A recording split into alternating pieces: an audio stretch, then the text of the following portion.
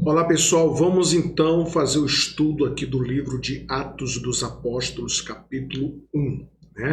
Lucas, ele foi o autor não apenas do livro de Lucas, o evangelho com seu nome, mas também o livro de Atos. E o capítulo 1, versículo 1, vamos colocar aqui o slide, ele vai dizer assim, ó: Fiz o primeiro tratado, ó Teófilo, acerca de tudo que Jesus começou não só a fazer, mas a ensinar, até o dia em que foi recebido em cima, depois de ter dado mandamentos pelo Espírito Santo aos apóstolos que escolhera. Muito bem. O Evangelho de Lucas vai registrar as obras do Senhor Jesus Cristo, os seus ensinamentos, as manifestações do seu poder. Agora, em Atos dos Apóstolos, mostra as obras de Jesus através do Espírito Santo na vida dos apóstolos. Então, é bom você entender isso, tá? No livro de Atos, as obras de Jesus são mostradas através do Espírito Santo na vida dos apóstolos e dos primeiros cristãos. Então, é muito interessante isso. Então, o versículo 3, ele vai falar assim, ó: aos quais também, depois de ter padecido, se apresentou vivo com muitas provas infalíveis, sendo visto por eles por espaço de 40 dias, e falando das coisas concernentes ao reino de Deus. Então, o Senhor Jesus, ele deu várias provas da sua ressurreição. Ele apareceu não apenas uma vez, foram várias vezes, no espaço de 40 dias. Então ele foi visto pelos discípulos, ele falou com eles, com certeza, sobre as coisas de Deus, o reino de Deus. Ele até permitiu que fossem tocado por eles. Ele comeu com eles, e ali falou sobre a promessa de enviar o Espírito Santo. Que privilégio, não é verdade? Que privilégio que um discípulo tem. Versículo 4. E estando com eles, determinou-lhes que não se ausentassem de Jerusalém, mas que esperassem a promessa do Pai, que disse ele: de mim ouvistes.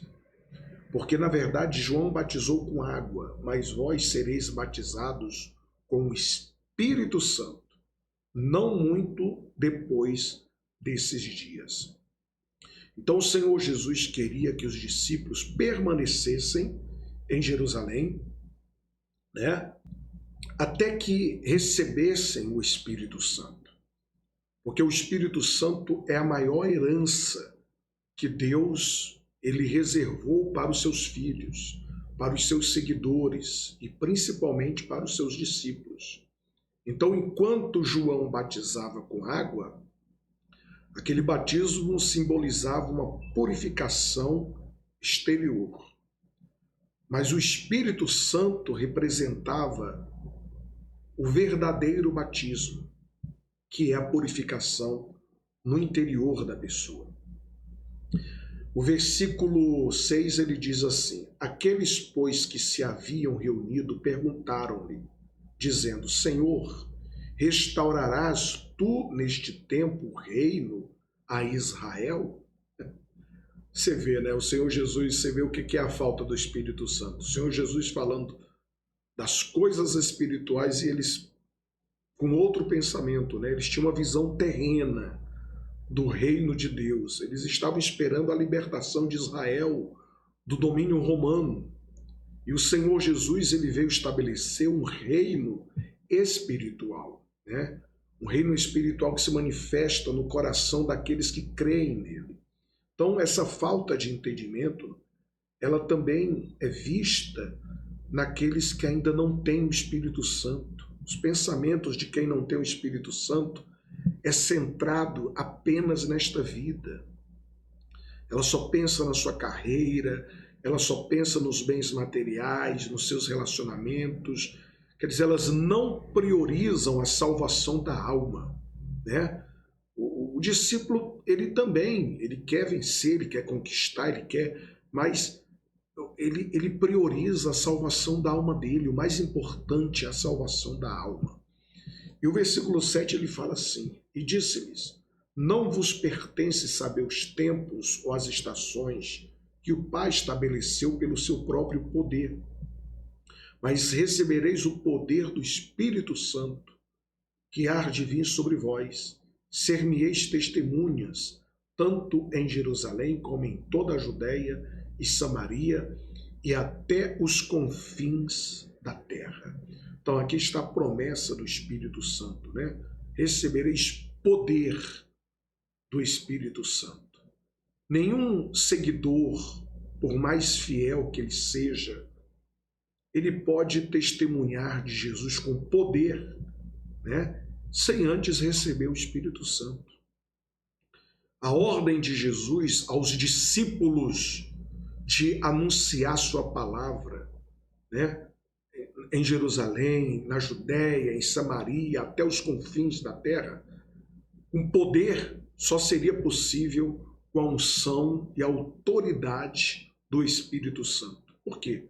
Porque eles iriam enfrentar muita resistência, muita perseguição, não só ali dos judeus, mas também de outros povos.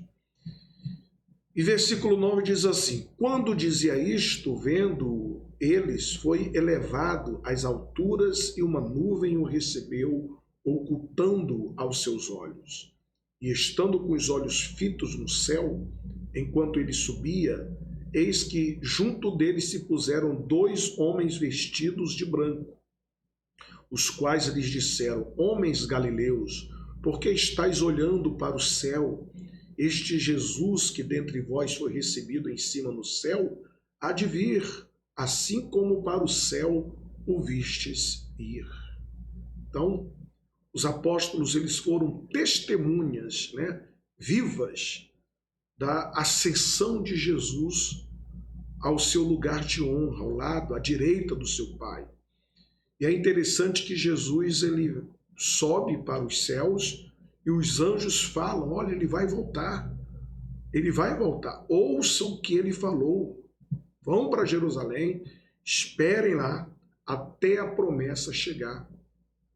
Quer dizer, o primeiro capítulo que nós estamos lendo é todo sobre o Espírito Santo, que vai chegar no segundo capítulo. O segundo capítulo fala do batismo, do derramamento do Espírito Santo. Agora, para encerrar, ele fala assim, então voltaram para Jerusalém, no monte chamado das Oliveiras, o qual está perto de Jerusalém, à distância do caminho de um sábado.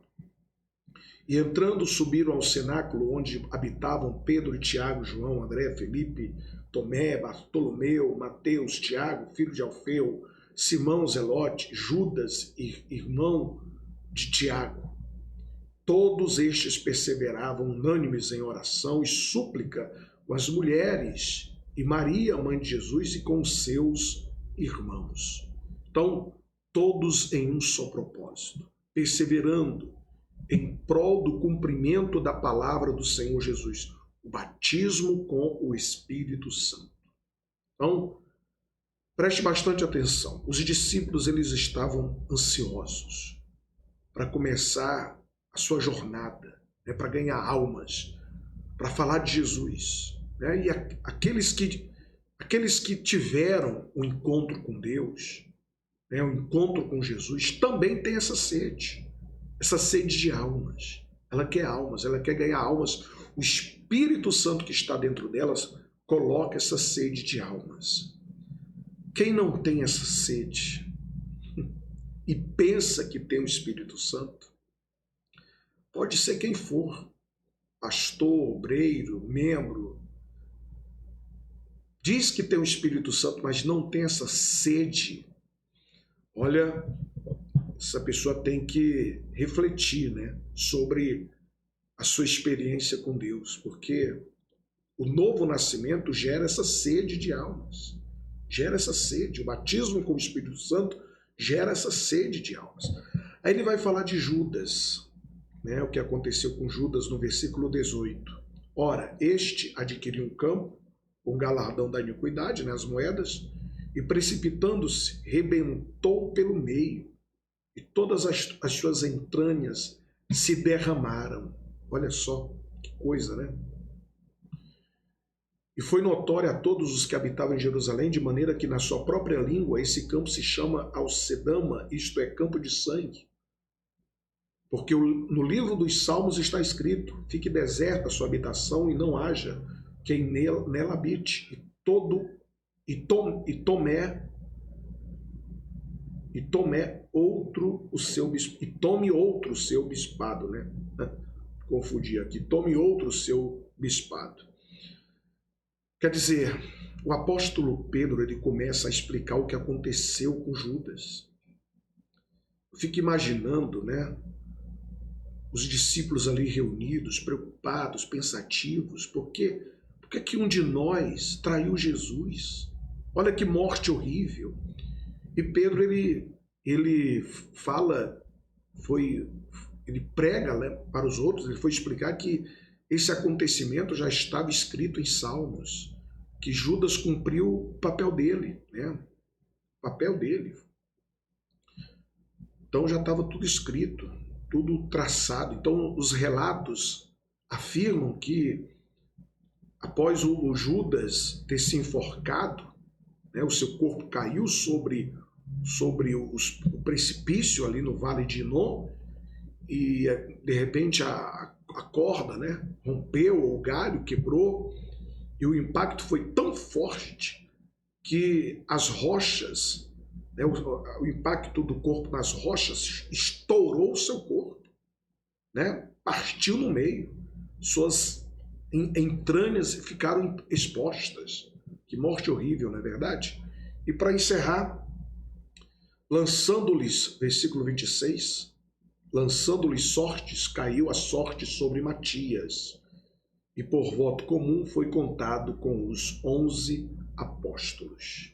Né? Então, Matias foi indicado para substituir Judas no apostolado. Ele foi escolhido, né? Ele foi o escolhido dos apóstolos, podemos dizer assim. Será que foi escolhido por Deus? Porque mais tarde o próprio Senhor Jesus separou o seu escolhido, apareceu para ele, na verdade, para compor o grupo. Quem? Paulo, o apóstolo Paulo. Então, enfim, a lição aqui do capítulo 1 é para você ter calma. Espera em Jerusalém, tenha calma. Eu sei que você que foi impactado por Cristo, né? Você que nasceu dele, você que está decidido a servir a Jesus, não quero ganhar almas, eu quero falar de Jesus. Calma, né? É muito prudente ter calma, espera, tem um tempo certo, né? Vai chegar a hora, tenha calma, Deus ele vai lhe usar muito, tá certo?